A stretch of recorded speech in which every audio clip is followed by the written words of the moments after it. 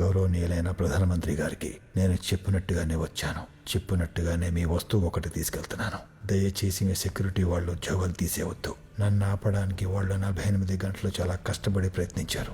ఇట్లు tiger Nageswararao, స్టోటుపురం. Sir నిజంగా వీడు చాలా మంచోడు సార్. ఇంతకీ వారు దొంగతనం చేసి తీసుకెళ్ళింది ఏంటి?